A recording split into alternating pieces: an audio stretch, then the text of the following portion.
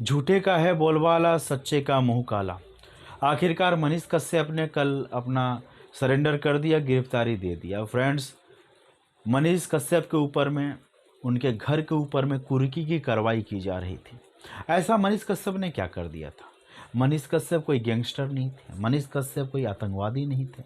मनीष कश्यप एक पत्रकार हैं जो सच दिखाते हैं।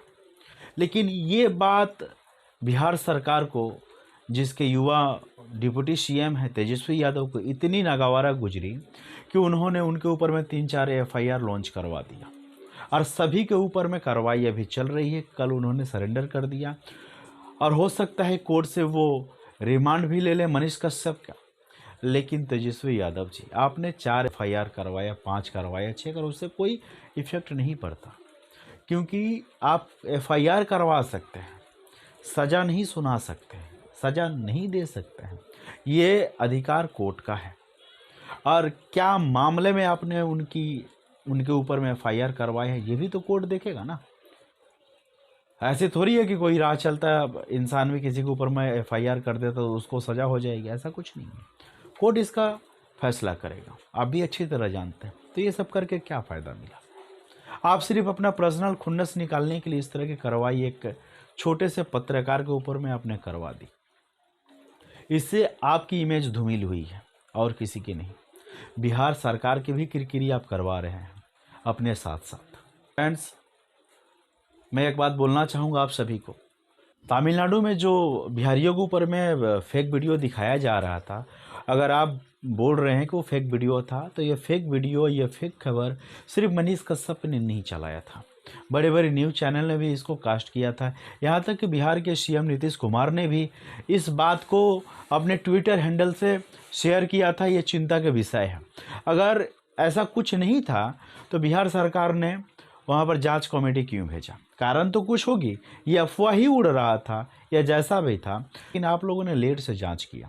और सबसे बड़ी बात यह है कि आपको खराब किस बात को लेकर लगा? खराब इस बात को लेकर लगा कि आप जिस समय तमिलनाडु में थे उस समय बिहारियों के ऊपर में ये खबर चल रही थी, लेकिन आपने एक बार भी इस बात को लेकर चर्चा नहीं किया, उल्टा तमिलनाडु सरकार को सपोर्ट किया और उनके सपोर्ट में बयान दिया। तो इस वजह से आपकी किरकिरी हुई, फजीहत हुई। और जब फजीहत होने लगी तो आपने 10 यूट्यूबरों के ऊपर में एफआईआर लॉन्च करवा दिया। तो एफआईआर लॉन्च करवाने से क्या होता है? आप किसी के ऊपर में 1 नहीं, 2 नहीं, 3 एफआईआर लॉन्च करवाए, 10 करवा दीजिए, इससे कोई इफेक्ट नहीं पड़ता है। क्योंकि कोई भी बंदा एफआईआर करवा सकता है, पुलिस किसी को अरेस्ट कर सकती है, सज़ा नहीं सुना सकती है। जो कौन कितना बड़ा आरोपी है ये तय करेगा कोर्ट, और इसका देख रेख कोर्ट ही करेगा, आप नहीं कर सकते हैं। तो इससे आपको नुकसान ही हुआ, फ़ायदा कुछ नहीं हुआ। एक मनीष कश्यप को आपने गिरफ्तार करवाया, इसका खामियाजा आप ही को भोगना पड़ेगा। क्योंकि मनीष कश्यप के भी सपोर्टर बहुत सारे लोग हैं बिहार में, बिहार के बाहर भी, वो उनका सपोर्ट करेंगे। क्योंकि आप इस जगह पे गलत नज़र आ रहे हैं। अगर सही रहते तो कोई बात ही नहीं होती।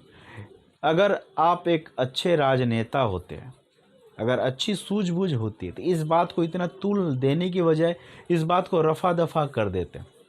नीतीश के शासन काल में भी जब नीतीश कुमार बीजेपी के साथ में गठबंधन करके सरकार चला रहे थे, तो उस समय मनीष कश्यप ने भी बहुत बार सरकार को कटघरे में खड़ा किया, उनके ऊपर में कटाक्ष किया, उनकी आलोचना की। लेकिन उस समय नीतीश कुमार ने मनीष कश्यप के ऊपर में इस तरह का एक्शन नहीं लिया था। क्योंकि हमारे भारतवर्ष में, हमारे संविधान के अनुसार किसी भी व्यक्ति को बोलने की आज़ादी है। आपने उस आज़ादी को छीनने की कोशिश की है और कुछ नहीं। आप सरकार में डिप्टी सीएम हैं, आप अपनी पावर का गलत इस्तेमाल कर रहे हैं। आज नहीं तो कल मनीष कश्यप का बेल होगा, लेकिन फजीहत किरकिरी आपकी होगी। एक गैंगस्टर नहीं है जिसके ऊपर में आपने इस तरह की कार्रवाई करवाई, कुर्की करवा रहे हैं। तो फ्रेंड्स, बिहार की जनता समझदार हो चुकी है। तो आप ही को तय करना है कौन सही है कौन गलत है। मैं किसी पार्टी का एजेंडा नहीं चला रहा हूँ, ना किसी का समर्थन कर रहा हूँ। मैं जो सच है उसको बयान कर रहा हूँ, उसको आप लोगों के समक्ष और सामने रख रहा हूँ। इससे आप लोग आइडिया लगाएं कि कौन गलत है कौन सही है। तो चलिए फ्रेंड्स, अगले वीडियो में फिर से मुलाकात होगी। जय बिहार, जय हिंद।